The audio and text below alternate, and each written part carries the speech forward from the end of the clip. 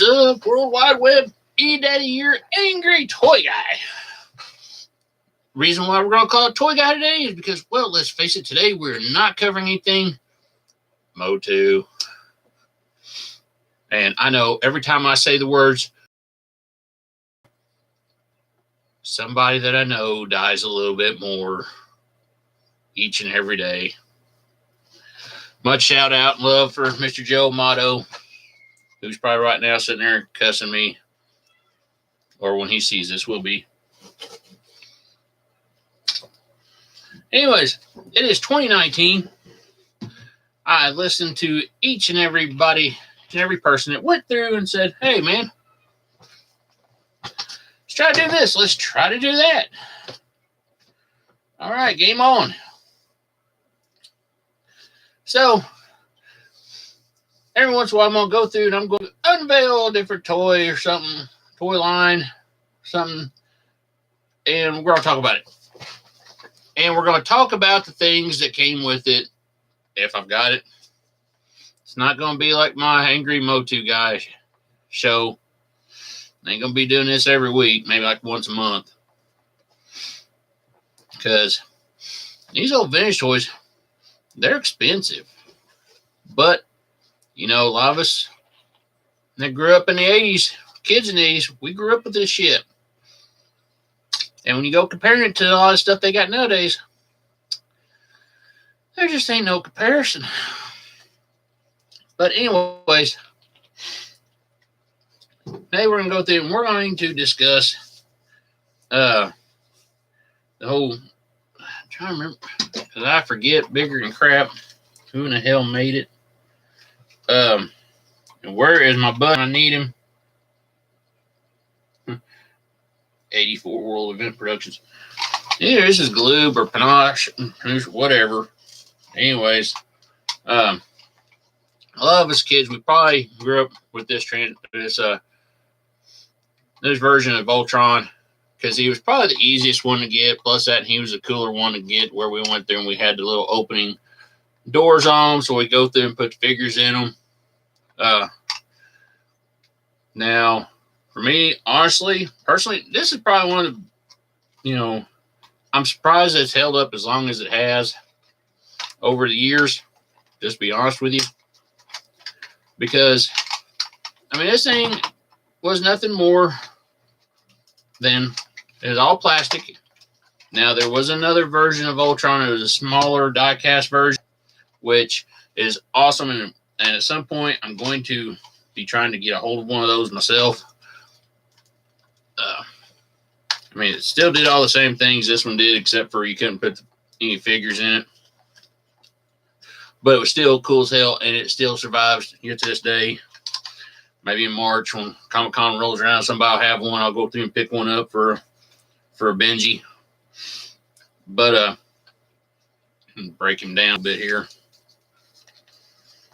Because let's face it, this was honestly, in the 80s, this was like the toy to have because, I mean, you went through, if you loved watching Voltron and all that, you had to get yourself, of course, one of these. Let's face it.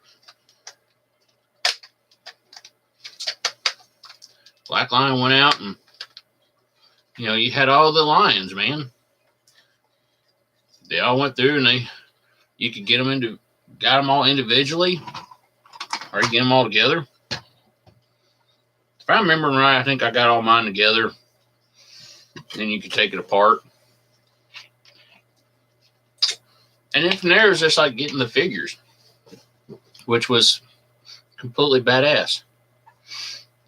But the funny part is, I mean, the fact that these toys still survive very well yet to this day. Now, I don't still have all the attachments and everything come with it. You know, over the years, they've been lost. I mean, let's face it, like, I'm sorry, I still have this little gun that actually goes on the yellow lion. I still have it after all this time. That's about the only thing I still got for the yellow lion after all this time.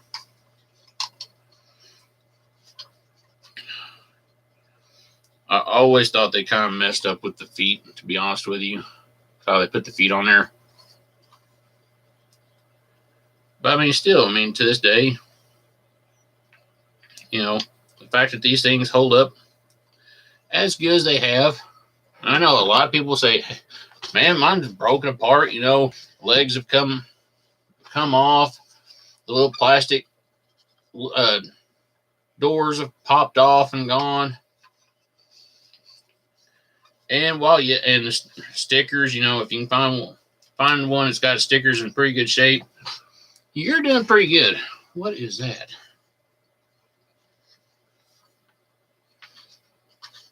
Somebody's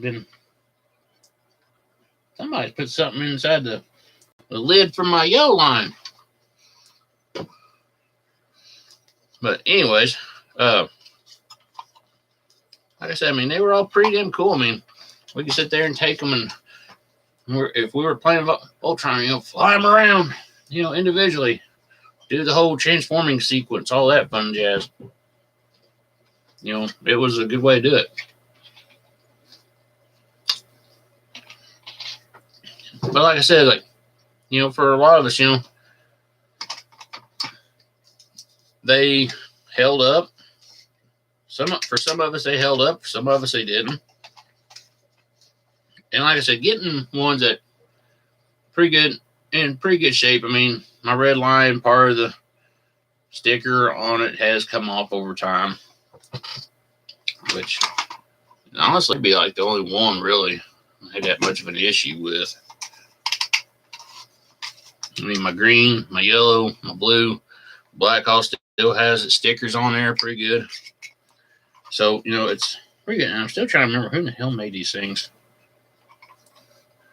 Maybe I'll figure it out as we go down the road here on this. But like I said, yeah, they were really cool to get. For something that's nothing more than plastic, has held up tremendously over time. At least for me, it has. And you can still find a lot of them out there in pretty good shape. My local comic book shop, they've got one that has the sword and a lot of the accessories still with it. And it's funny because it's been sitting there for so long and no one has yet to mess with it. I may have to seriously go through and talk to them about this, because there's one little piece that they've got that I don't. And I still got my red Doom ship. I always transported the monsters that evil witch haggard go through and send down to the planet. And the lights used to work on it. They don't anymore. I don't know if the batteries just went dead in it or what. Nope, yeah, it still does. Check it out. It still works to this day.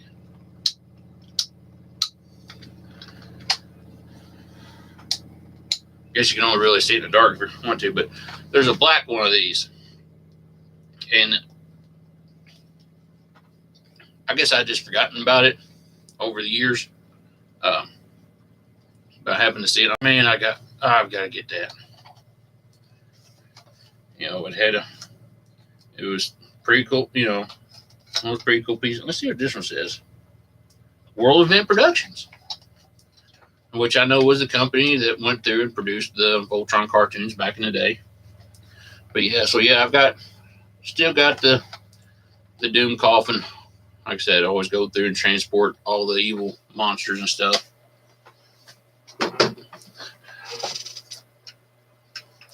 And I don't have the little pieces that shoot out anymore, but I still got the Doom ships.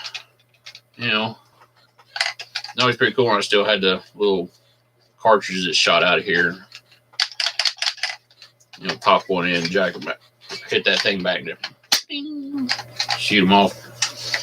Now, for a long time when I was a kid, I had the biggest issue with this on trying to open this up so I could put a figure up in there. I think I'd had this set for, I don't know, I'm going to say 4 or 5 years when I was able to get that to come off there so I could put a figure up in there.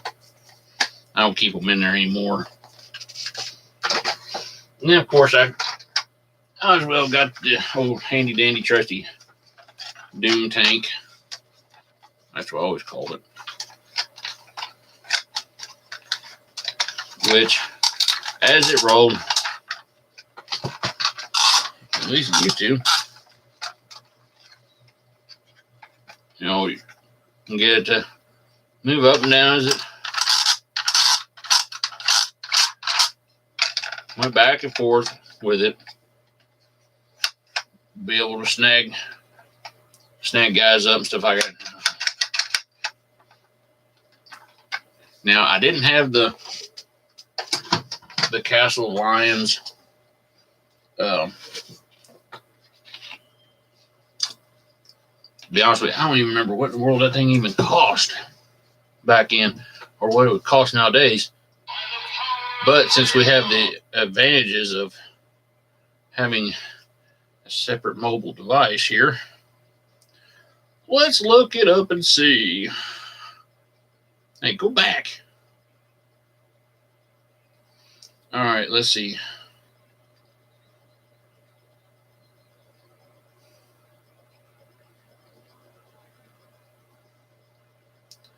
On Castle of Lions.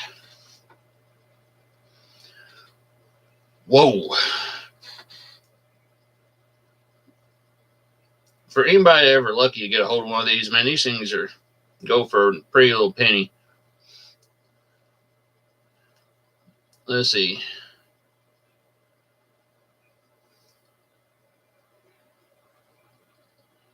I think it's Kenner made all this stuff, by the way. Panache, that was it. But anyways, just to get the castle, man, you were looking at least $350. Now, this thing's almost about as well wanted as the Eternia playset for He-Man.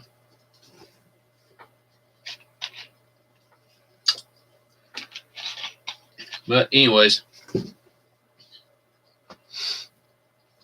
you know, and of course, you know, going back, let's go back to it. If you had this Voltron and the Lions and all that, and we all had the sword, we all had, we had everything to it, but you really couldn't say you had Voltron complete unless you had its pilots. And somewhere in my boxes of things, because I've got majority of the keys that came with the figures. I don't have them all. Like I said, you're looking at 35 years now since this stuff came out. Things get lost over time. But, couldn't go wrong without the pilots. You had the little short guy Pidge, Princess Allura, Lance, Hunk, and of course Keith. Now, if we were lucky, during the early stages, we were able to get a hold of Sven, the one that wore the black outfit.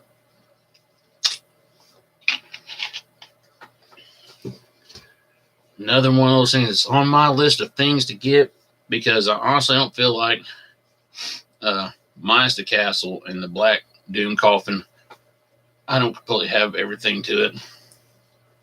So finding Sven, that would be the cool part. Now, all the pilots, they all came with, like I said, a color code key for their line, and they all had the helmets and helmets come with them. And I mean, considering the fact these things are, like I said, 35 years old, they're holding up pretty damn good compared to a lot of toys you see today and the Voltron toys you see today. I've seen the new ones that they put out for the DreamWorks Netflix Voltron. I wasn't a big fan of the way they looked.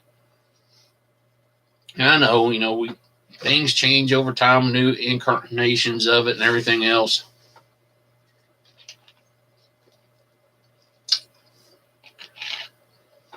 Much like some of the newer He-Man figures, the vintage style figures that Super 7's released, they look a lot shinier. but in a way to me, a little bit more cheaply made, which getting the whole new Voltron is something on my itinerary. But what's funny to me is like you saw them with the new stuff. You saw them release, well, at least at any stores I've seen the Voltron stuff at. You've seen the Lions. You've yet to see the pilots or any of the bad guys or anything involving the bad guys. So what is that leading to? Hey, you know what? Somebody has a good majority of evil villains, like some of the monsters that's supposed to go inside the Doom coffins. Oh, here's another one. Yeah, boy. You had some of the evil pilots and everything, soldiers and stuff. God damn. The old evil witch Haggard.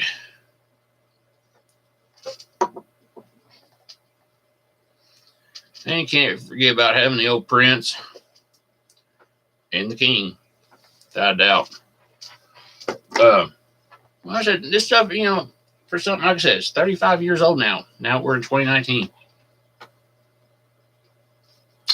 It's held up pretty damn good. It honestly has. Like I said, I mean, look at this. Blue line, good example here. I mean, still opens up. We still got all the stickers to it. How many of us could say that about our Voltron toys nowadays? We can go through and we can take these pilots,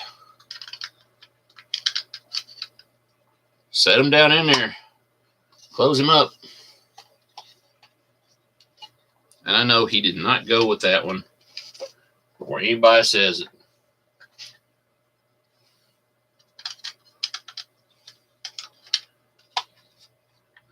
Close it up. Or what? That way we had our pilot with them. We have a lot of fun with it. And in all honesty, I mean, this stuff, it still transforms really, really well after all these years.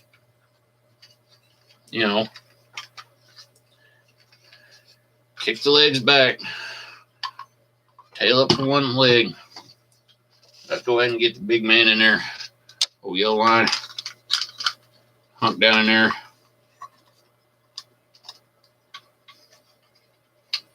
Switch that over to the other leg here in a minute. Leg down.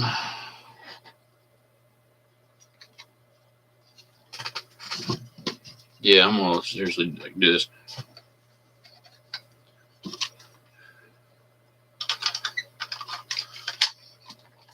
Legs and everything. I mean, they just clipped right on there. That way you really didn't have to worry about them coming off too bad there. And I know I didn't put Keith back up in the black line like I should have, and I can hear somebody now trying to correct me later.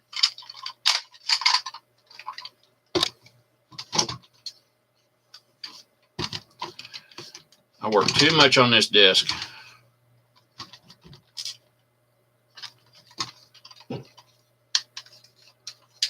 Tail up. Fins out. Let's go ahead and get old Keith in there.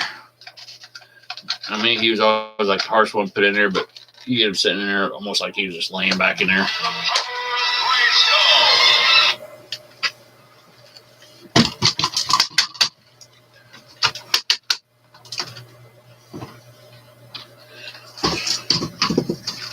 Yeah, I'm already sitting a little bit easier.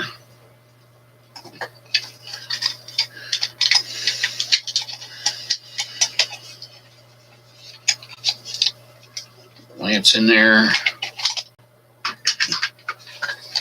Like I said, like they all locked in pretty good.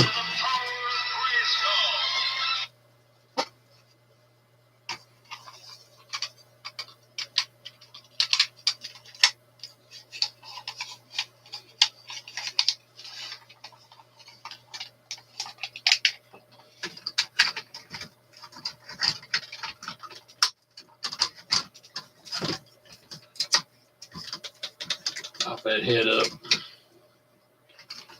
Look, man, he still forms out pretty damn good. And he held together pretty well. You know, and for lucky, you still had the sword and everything to it. You had the sword, you had all the little accessories.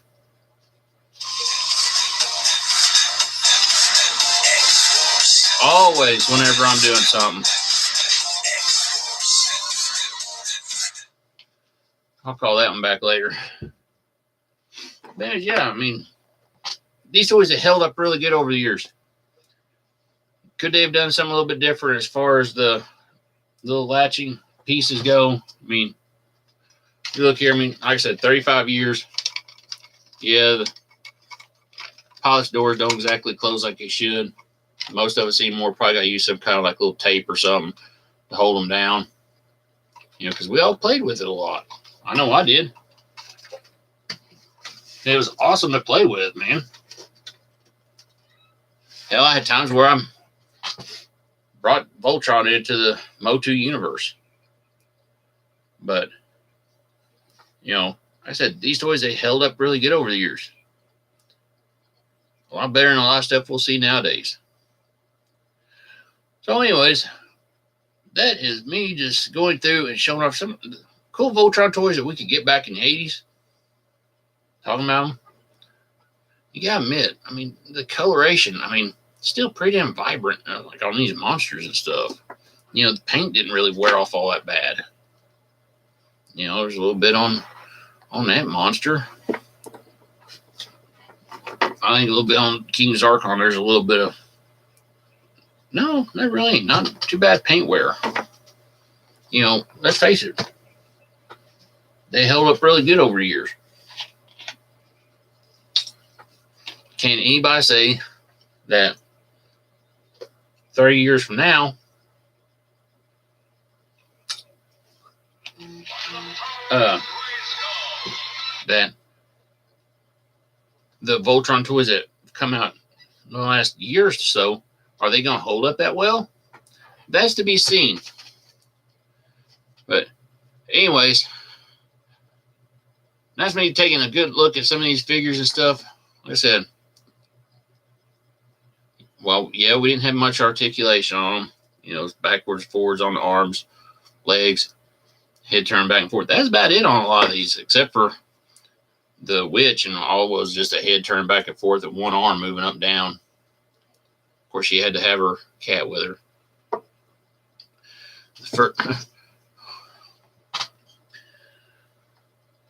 The Voltron cat lady.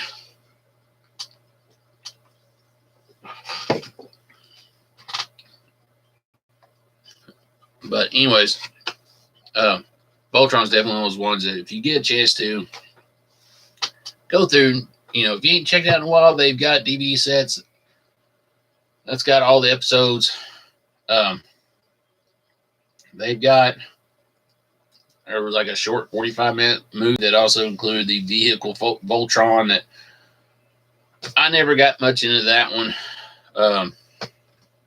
There's just a lot of little pieces going on that one.